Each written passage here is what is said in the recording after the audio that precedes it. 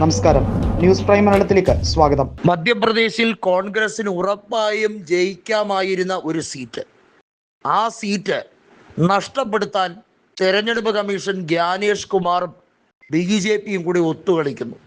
അങ്ങനെ കോൺഗ്രസിൻ്റെ സ്ഥാനാർത്ഥിയായ മീനാക്ഷി നടരാജൻ്റെ നാമനിർദ്ദേശ പത്രിക തള്ളുന്നു.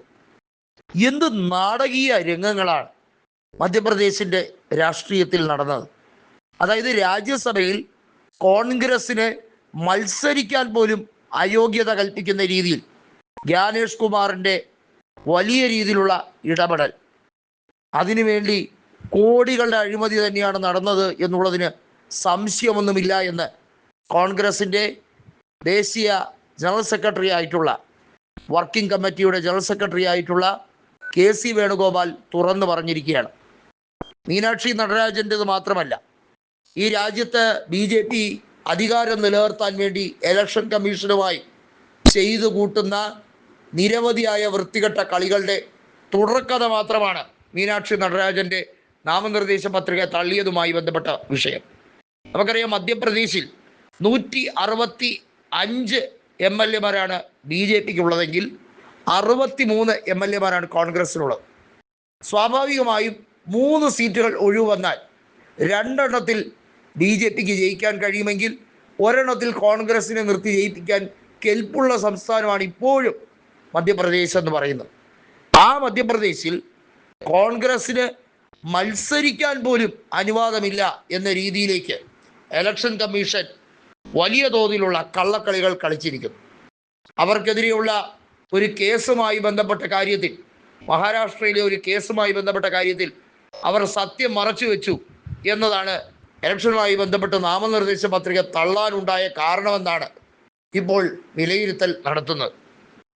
അതായത് ഇലക്ഷന് ഇനി മത്സരിക്കാൻ നാമനിർദ്ദേശ പത്രിക സമർപ്പിക്കുന്ന സ്ഥാനാർത്ഥികൾ ശ്രദ്ധിക്കാൻ, BJPയുടെ ഏജന്റായി ജ്ഞാനേഷ് കുമാർ ഉള്ളിടത്തോളം കാലം രാജ്യസഭയിൽ സ്വതസിദ്ധമായി ജയിച്ച് മുന്നേറാൻ കഴിയുമെന്ന് നിങ്ങൾ ആരും പ്രത്യാശിക്കേണ്ട എന്നുള്ള ഒരു സന്ദേശം കൂടിയാണ് ദേശീയ തലത്തിൽ BJP പറയുന്നത്.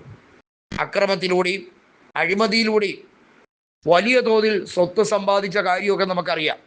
10,000 കോടിയിലേറെ ആസ്തിയാണ് BJPയുടെ ഖജനാവിൽ ഇപ്പോൾ അവരുടെ മറ്റ് പ്രചരണങ്ങൾക്കും നേതാക്കൾക്ക് സുഭിക്ഷമായി ഉണ്ടുറങ്ങാനും ഖജനാവിൽ അട്ടികൂടി കിടക്കുന്നത്.